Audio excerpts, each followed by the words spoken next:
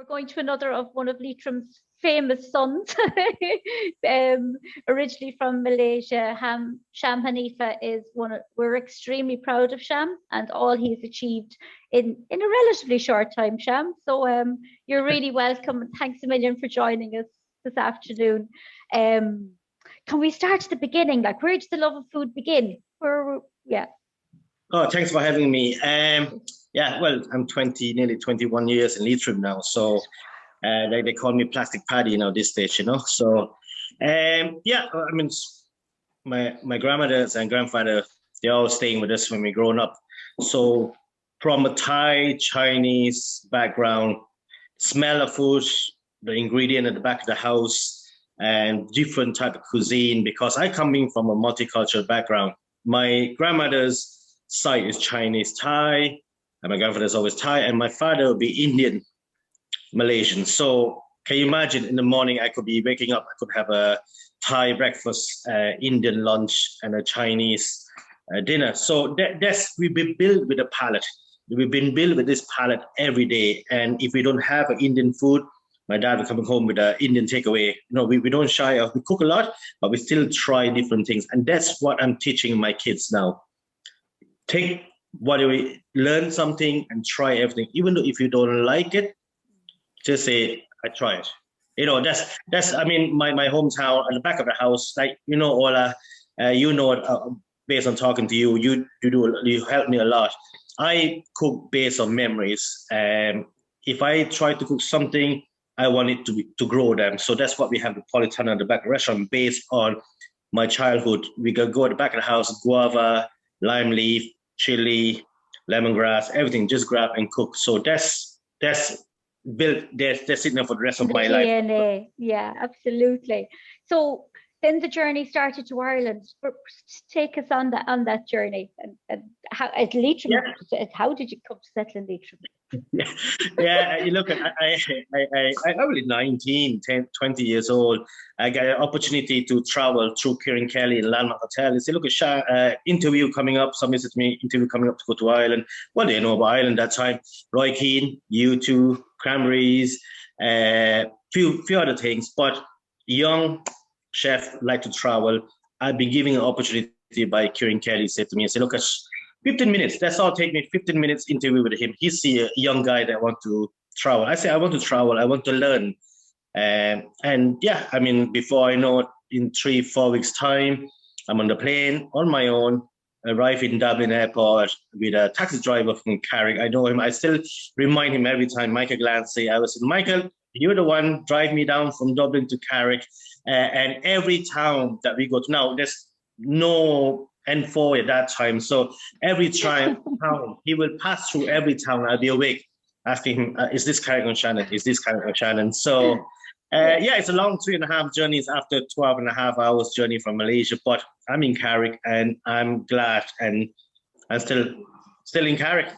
Brilliant. And so you came to work, first of all, in the Landmark Hotel. And how did you know, or like, did you always want to set up your own business, or when did you know it was the right time? Or yeah, I mean, I started my own business before I was 18. I mean, I work now. My grandmother, she worked at a street food hawker store. You know, Thai people so used to laksa, noodle soup, and so we've seen it all the time. So when I moved to the city, my mother moved with me to the city. So my mother's very bored. So I said, look, what I do is I go to work.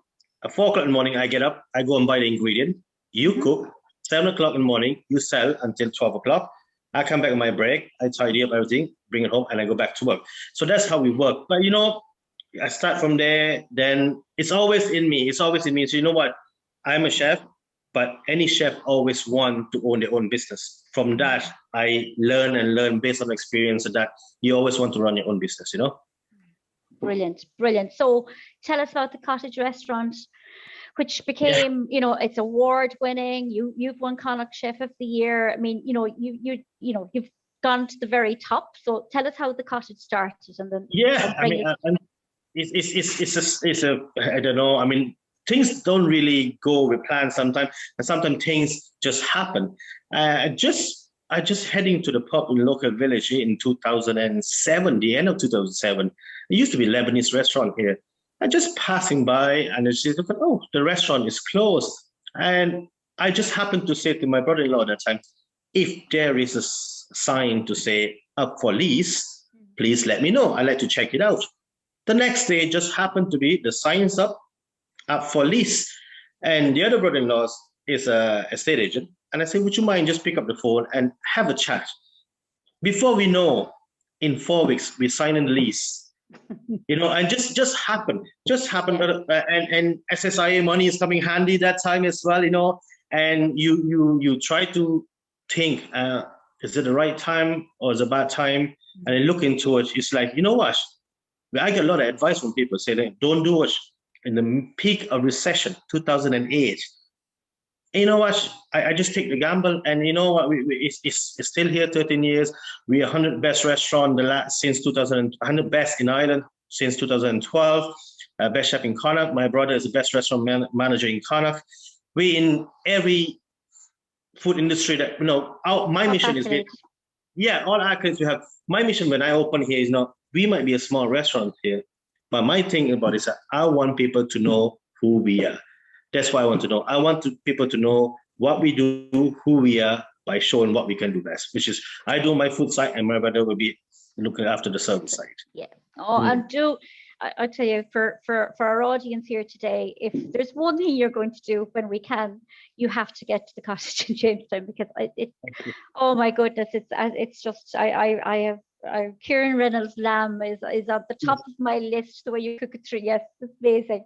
But so like the Gillards, establishing one business was all going very well, and then you were motivated to set up a food business as such. So tell us where Chef Sham sauces came from. Yeah, I mean, restaurants open, you just learn and you listen to the customer coming in. They enjoy eating what they want, and then eventually I say, you know what? Let's go outskirt a little bit. Try to introduce people about our food, our cuisine. So I start off in the farmers market in Boyle. I do a bit of Asian food. Me and my brother going up there, spread up a table, fry out a bit of noodle, Malaysian chef, opening James. You need to get out there to bring people in. That's the way I look at it. You need to get out there. So we get out there with our own culture food. So I go out there selling noodles, spring rolls, satays, and everything. And just one question from one customer, and just taste the sweet chili. We bought it from Mayploy. They taste, right, okay, that's lovely spring roll. Is that your own sweet chili? And without thinking, I just kind of like, no, that's not our sweet chili, but it will be soon. Since that, I come back, it will be soon. Then straight away somebody's looking for it. So I basically just come back and I said, I said to my brother, we don't realize that things that we know, we presume people knows and want it. They have it all, but they actually want what's authentic. So I come back, I ring my mother, and my mother ring my aunt, and I said, give me the authentic recipe that we grown up with. And it takes a lot of experimental, and with the help from Leo and help from you, Ola, and the team and everything. So we talk. And we create before that we create a sauce called the cottage sauce, because of the cottage restaurant, and we just want people to basically combine both of the cottage sauce. And eventually then we kind of realize that, what happened if the cottage is gone? You have to think outside the box. There's a cottage, so many cottages delight and things. So then by talking to another food producers in the country, I mean, Siobhan from the Food at Athenry, I ring her up, I said, Siobhan, Sham here. And she said, what's your name? I said, Chef Sham. Yeah, blah, blah. Why don't you call your sauce Chef Sham? And that's what it's about. I mean, you do research, you listen to the customers, and seek for advice, people that in the industry.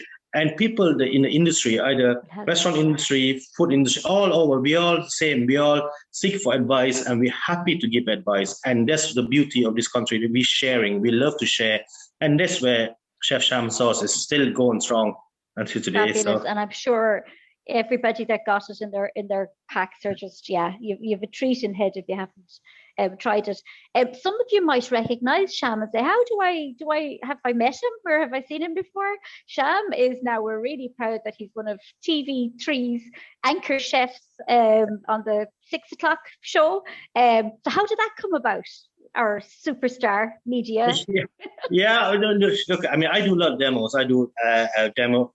I start off Taste of Carrick in Carrick. First time I started off that, and I always do demo. And every time I go everywhere, if I introduce myself to another chef, so I'll be standing there with a business card in my pocket when I first open up. I don't know these people, but I want to make sure they know me. So, hi, Sham is my name. Sham is my name. Eventually, the lads that know me, the chef, they call me a Leitrim chef, even though I doesn't look like somebody from Leitrim. You know, they when Ross Lewis, Leitrim chef. You know, I just yeah. Then I said, you know what? Let's try something else. I send an email to TV3. Look, I love to do a demo and blah blah blah. And based on the tagline, sometimes you create an identity. You know, you create an identity who you are.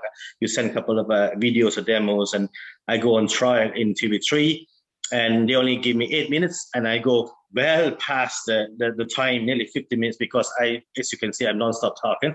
Eventually, but then we clicked, and everybody understand what we do, and you know, to do it twice a month or sometimes 3 times a month is great. What we can do during the lockdown, unfortunately, these things happen. We can't go to the studio, but I use that opportunity to show Carrick. Yes. You know, yes. We film it by the Shannon, and people are still talking. People are still talking about it. Even the producers says to me, "Oh my God, the scene by the River Shannon, the scene by the rowing club." You know, they love that. So you have to use that, and they enjoy it more. Even somebody texted me, Derek Clark was on 6 o'clock show, and he was saying, "But what's the best thing happened during the lockdown? Is, oh, do you hear about Sham's demo by the River Shannon? Look at the boat, look at the view." So, yeah, I mean, like that's amazing. How it started. Yeah. But you see, that's pride in place, and that's coming across, and it's part of the community thing. Sorry to interrupt, just 1 second. Yeah. We have someone who posed the question in the Q&A section there. So someone was wondering, Sham, if it's a pipe dream to start in their own kitchen. So is it a pipe dream to start in their own kitchen? Sorry, say again? Is it a pipe dream to start in their own kitchen? It's a dream to start in their own kitchen, you know. So everybody, everything. What do you mean by pipe dream to start in their own kitchen? Say it again. Is it an unreasonable goal to start a food business using your home kitchen? Oh yeah, no. It's not that you can start anywhere. You can start anywhere. I mean, home kitchen. There's a regulation in place and everything. But I remember we started off cooking in Malaysia now, and in our own kitchen. My mother cooked in our kitchen, and then we know the one thing about it is you follow the protocol, and then you make sure it's good. The finished product has to be good, you know. So that you don't need to follow a good professional kitchen, but once you follow the guideline that from the HSC, the health inspector, all of them should be all right, you know. And we're going to be talking to Mabel in a little while, and she's currently in her own kitchen starting her business, so it's brilliant. And I love, actually, one of the things that you mentioned a few times was, you know, the opportunity to street food, to actually start, and whether it be Jenny started in the farmers markets, you did as well. It's a wonderful stepping stone to in that early phase to to get up and running, really. Yeah, completely. We have Annette, who used to work with you in the Oarsman as well, as saying hi, Sham. Hi, Annette. How are you? Brilliant. I think we have a great time there. Yeah, and places like the Oarsman seem to create a generation of new food entrepreneurs. You know, so it's brilliant. It's all part of the food culture, which I think we're going to have Elaine in a few minutes talking about a region of gastronomy and the work that she did on that. But you've had a tough, by any standard, like, for restaurateurs, it's been a horrendous year since last March. I mean, how are you? How are you coping? What are you doing to stay positive? And what's sure. The challenge is there, obstacle is there. I mean, this is life, running business. Tell me something that I don't know. I opened the restaurant first year, I got flooded. Yeah. I closed for 6 months. You know, I closed for 6 months. The whole restaurant here wiped out. 6 months we closed. That's the first year. The second year, when we back open, we got snowed in. From 60, 70 people booking in a restaurant in here, phone ring nonstop, cancellation. cancellation. Tell me something that I don't know. You know what? Sometimes these things happen. What we learn from it is we grow up better, stronger. Take that as an example. I always look at these things. When things like this happen, during the flooding, I look at it, oh my God, my restaurant gone. I always think, worse, this is restaurant, I can lock the door and go. How about people that are losing their home through the flooding? I always use that as a give me energy. When we got snowed in, how about people that crash on the road with a sliding? We can lock the door and go in. Like now, during the lockdown, how about people that lost their life that with sickness and everything? We have to think that way. We always turn it around. And yeah, I mean, we same as Pascal and Sinead there in Ginny's Bakery there, we have to turn it around. We remain open in cafe. It's tough time. That's where the multiple business come into place. Is the cottage closed because we're a small, cozy restaurant. Synergy open for takeaway. The sauce business has been just take off during the lockdown. People can get out. I do more demos. People buy online. Thanks to Ola again, online and just nonstop. We courier down to all over the place. As far as Germany as well. You know, people that buy the sausage before we just courier it out. It is a tough time, but I think if we all stick together, we learn something from this. We grow to be a better person, and we see it in hopefully 6 months in a year's time. We look back, you know what? We stay strong, we stay alive, our family is still there, you know. So I always think of, yes, it's tough. I mean, I talk to a lot of restaurateurs. I'm the council member of the Restaurant Association of Ireland. We always try to get the government helping out everything. You hear stories of so many different things, but look I'm here talking to great, fantastic people out there, looking forward to move forward in this industry. Yes, it's tough, but let's stick together.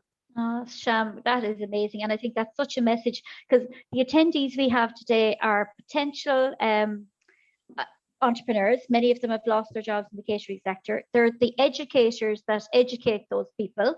And there's some people from grant agencies that have money that can help everybody. So again, thanks Lola for that comment as well. You know, a great attitude, Sham. We need to bottle that beside your sauce as well.